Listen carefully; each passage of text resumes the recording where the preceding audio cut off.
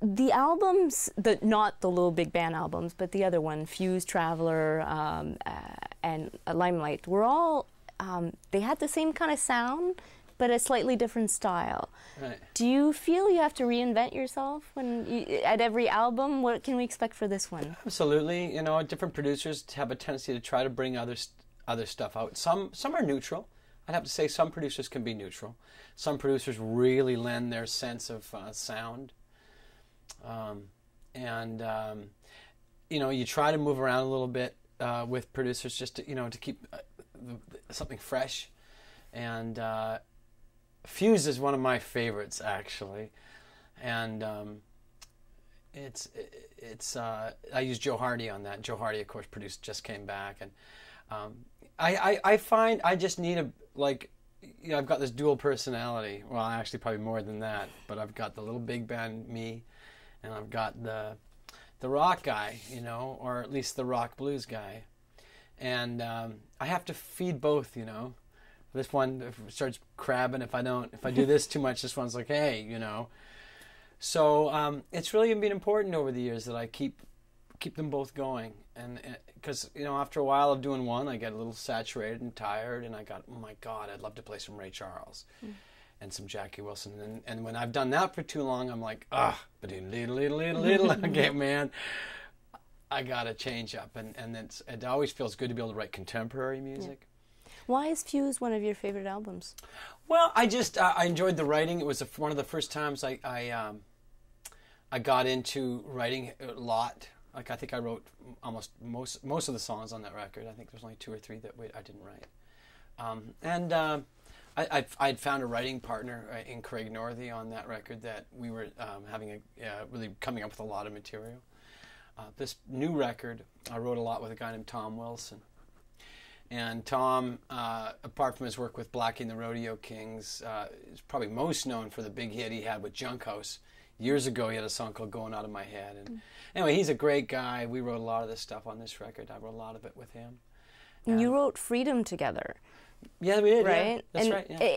And Far Away Like a Radio. Far Away Like a Radio. And do you feel that he brings out something in you that others don't? Or? Yeah, Tom's really an individual like no one else. Of course, they all are. Craig Northey is got his own style. He's a real pop, kind of against the grain guy. Craig, he likes to write lyrics that are not quite down the center line. You know, they're always, and so is Tom. And I think that's the thing with what I've found is that you got to find writers that don't like being typical and have very, you know, provocative lyrics that make you kind of think. And I always find both of those guys are like that. Tom has got a real dark quality to it, and I really appreciate that about Tom. You mentioned on the blog that you don't really keep much, but not kidding. No, you're right. That you were working with a sound engineer that just finished a record with AC/DC, and you were really excited about that. Yeah. Why? What does that really matter in a? Well, a good sound engineer is huge. You know, they're everything, and sometimes you have producers who are really good at producing who aren't particularly good engineers. I've had some that are good at I don't know what, and then you get guys that are super strong engineers. And this Mike Fraser, he actually worked on Why July back in 1988, but since then kind of got known as Bruce Fairbairn's guy. So lots of Motley Crue and stuff like that. And like anyone else, like I get pigeonholed as a blues guy. He got pigeonholed as kind of a heavy rock guy, and he's capable of much more. And he's just a really good sonics. So I just thought I'd give him a shot, and he really did a great job. He's a local guy, which I like, with kind of a world-class reputation. And I felt the need. I wanted to come out and rock a little bit on this one. You know, I think, you know, I've made some inroads in adult radio, which I like. It's great. Into the Mystic was kind of a big hit on that format, which I'm really proud of, and hopefully I'll have another one on this record like that. But you know, I got to feed the rock guy once in a while too, and Wavelength, the song, will most likely be a single. Does that for me too. So it's a bit edgier than just a little bit. You know, I sometimes you want to, you know, you can't please everybody. There's going to be people who love Limelight with a more of an acoustic vibe, and I'll do that again probably too. I had done quite a few records with Colin Linden in a row.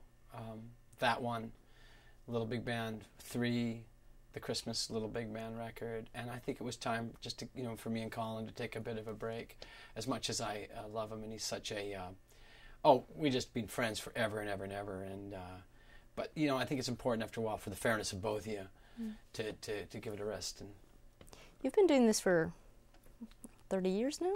Something like that. How do you feel you've evolved as a musician and also as a performer? Well, boy, it's such a complex question, because everything changes. I think my level of what I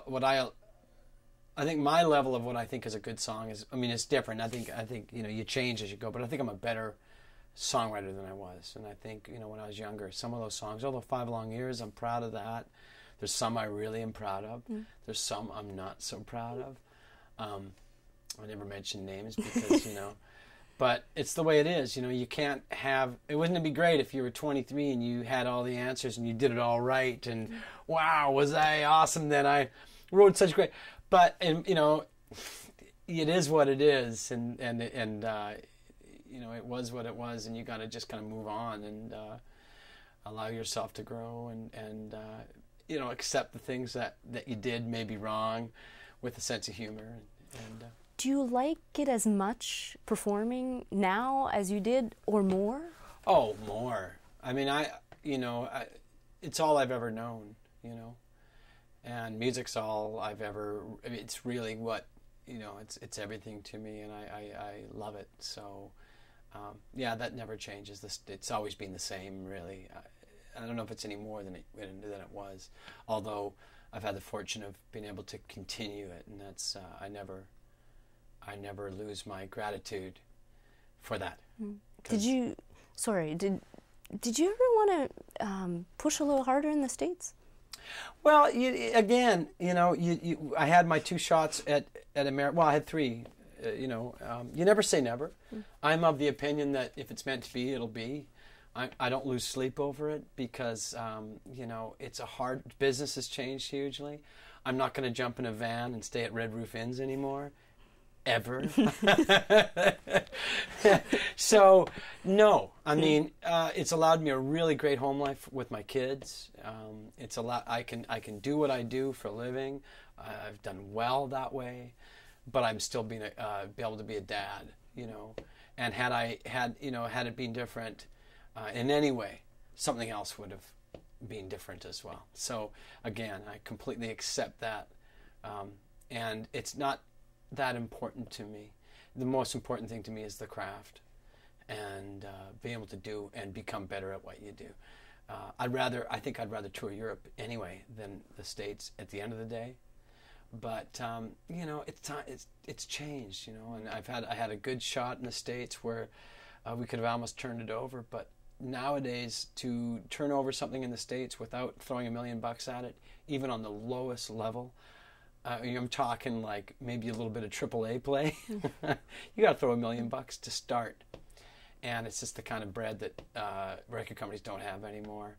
And I'm not going to go, as I say, I'm not going to go take a bunch of guys like me on a van through the States. So for me, you keep the faith and you hope that one day something will shift. And maybe you'll get lucky. And hey, look what we're doing. We've got a song in a movie. Wow. That'd be great. But I don't lose sleep over it. But you did open for the Rolling Stones. Yeah, and Steve Winwood. You were on Letterman. And what's that? You were on Letterman. I was on Letterman. I was on Conan. Yeah. It's a big deal. You've never stopped doing the festivals. You started kind of like that, right? And you've never stopped doing them. Is it something that you really enjoy, or is it something that you feel that you need to do? Well, the idiom, I think blues is an idiom, there's a lot of outdoor festivals for that, so it works well, and it also works well. Blues is an idiom, although I probably use it looselier. I don't think that's a word. I'll go check. I've picked the music that has allowed me to maybe age gracefully. Although, there's lots of people who have done that with other. I mean, look at I think Lou Reed. His career has been a killer career, and he was more in the punk, edgy art rock scene. So I mean, there's lots of ways to do it. But I love the outdoor festivals. The summer festivals are always fun. Yeah. You've done some, I think, Barcelona, close to Barcelona a couple of years ago, or you went to Spain. We played. Does it translate the same way? They all say music is universal, but is it the same kind of vibe? Well, yeah. In Europe, they're so open. That festival was really fun because we played Madrid and then we played Gijón, which is on the northern coast of Spain, and we played. Little Richard was there. That was cool, and I ended up partying with the presidents of the United States of America all night. That night, actually, now that I remember. They were nice guys. She's Lump. Remember that song? What kind of name is that? I don't know. But they were really funny guys. Nice guys. Yeah. But you enjoy that, going to... I love that. Yeah, I want to do that more. I mean, I'd love to tour Europe more often. There was a time when I had a pretty good thing going there in the early 90s.